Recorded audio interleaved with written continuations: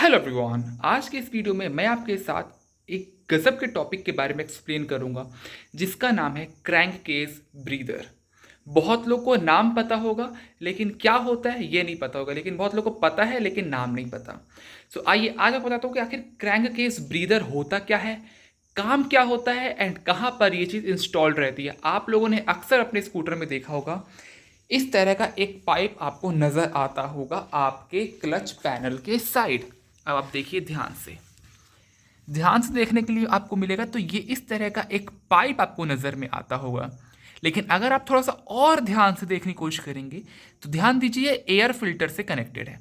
अब ये मत नोटिस कीजिए कि गाड़ी बहुत ही ज़्यादा गंदी है, बिकॉज थोड़ी बहुत बारिश हो रही है जिसकी वजह से कीचड़ बहुत ज़्यादा चिपक जा रहा है, ठीक है ना।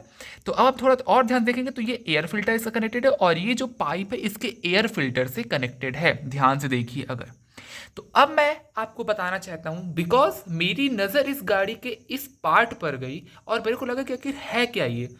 रिसर्च करी मैंने, मुझे कुछ इन्फॉर्मेशन हाथ लगी, वही इन्फॉर्मेशन आज मैं आपके साथ शेयर करना चाहता हूं। इसे हम लोग कहते हैं क्रैंक केस ब्रीदर। अब ब्रीदर मतलब क्या है? ब्रीद करना, कोई चीज़ को अंदर की तरफ लेना। जैसे हम ऑक्सीजन ब्रीद करते हैं और इनहेल और एक्सहेल वाला काम होता है।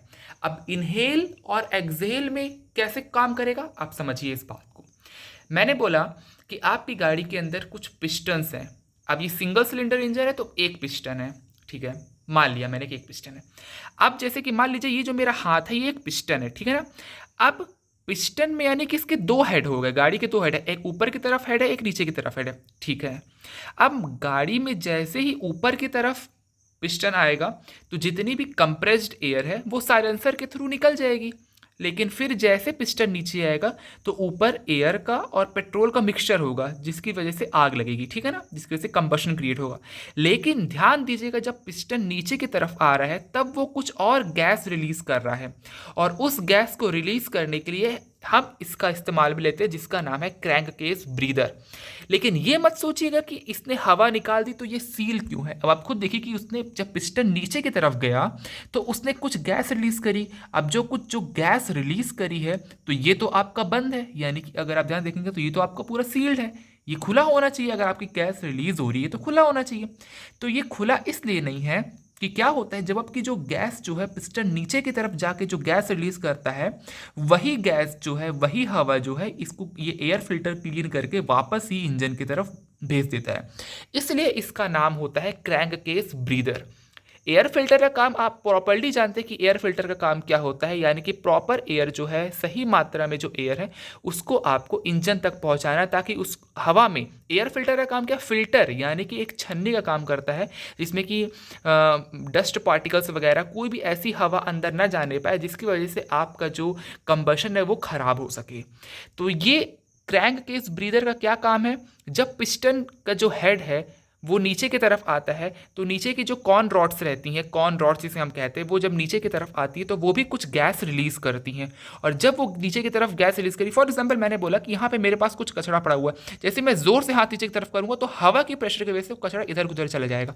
तो जो गैस वो उस एरिया पे बनी है तो वो गैस किसी ना किसी माध्यम से बाहर की तरफ आती है। तो वही बाहर के माध्यम से ये जो है इसका नाम होता है क्रैंक केस ब्रीदर, इसी तरफ से आती हैं। और फिर जब इनहेल होता है, एयर और फ्यूल का मिक्सचर होता है, तो यही हवा जो है वापस जो है इंजन की तरफ चली जाती है। लेकिन अब आपके मन में ये सवाल नहीं आना चाहिए कि क्या ये हवा बार बार आती जाती है। तो भाई एयर फिल्टर भी तो क्लीन एयर सक कर रहा है बाहर के एटमॉस्फेयर से, बाहर के एटमॉस्फेयर से ऑक्सीजन एयर फिल्टर सक कर रहा है एंड वही एयर जो है वापस आ रही है, फिर वो एयर चेंज जा रही है, फिर एयर फिल्टर प्रॉपर एयर सक कर रहा है, कंबशन क्रिएट हो रहा है, फिर वही हवा जब पिस्टन नीचे की तरफ जा रहा है तो वो रिलीज कर रहा है। तो ये इनटेक एंड हवा का लेना और हवा का देना ये सब ऐसे चलता रहता है यहाँ पास में। तो इसे हम लोग कहते हैं क्रैंक केस ब्रीदर। और खुद और हाँ, बहुत ही इंपॉर्टेंट पॉइंट है, वीडियो स्किप मत कीजिएगा, पूरी देखिएगा।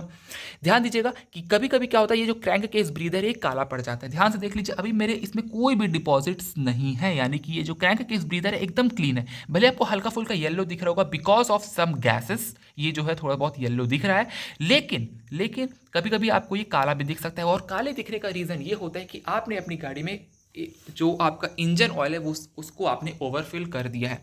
इंजन ऑयल ओवरफिल होने की वजह से क्या होता है, मान लीजिए आपका इंजन ऑयल काफ़ी अप लेवल तक आ चुका है, तो इसलिए मैं कहता हूँ कभी भी किसी की बात पर विश्वास मत किया कीजिए। आपके जो ओनर्स मैनुअल में जितना क्वांटिटी का इंजन ऑयल लिखा है उतने क्वांटिटी का ही इंजन ऑयल अपनी गाड़ी में डलवाया कीजिए। तो क्या होता है कि जब इंजन ऑयल हम अपनी गाड़ी में ज़्यादा डलवा देते हैं तो उससे क्या होता है, जब पिस्टन की जो रॉड है वो नीचे की तरफ जाती है, आप देखते हो कोई भी चीज़ को हम जब दबाते हैं तो वो चीज़ फैलती है, वो चीज़ इधर उधर डिस्ट्रीब्यूट होती है।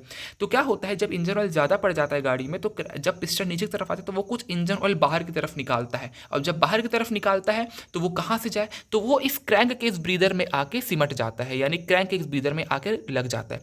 तो अब आपको क्या करना है, अपनी गाड़ी के पास जाइए और खुद आप चेक कीजिए कि आपका ये जो क्रैंक केस ब्रीदर है अगर साफ है तो अच्छी बात है, साफ नहीं तो इसको ओपन करके प्लायर की हेल्प से इन दोनों को पकड़ के इसको ओपन करके इसको साफ करके फिर जाके इसको वापस लगा दीजिए। और अगर इंजन ऑयल है तो डेफिनेटली अपनी गाड़ी का इंजन ऑयल ड्रेन करवा के नया इंजन ऑयल टॉपअप कीजिए, या फिर उसी इंजन ऑयल को थोड़ा सा कम करवा के फिर आप अपनी गाड़ी को इस्तेमाल कीजिए। होप सो आपको वीडियो पसंद आई होगी एंड आप समझ चुके होंगे कि इस क्रैंक केस ब्रीदर का एक्चुअली मेन फंक्शन क्या होता है।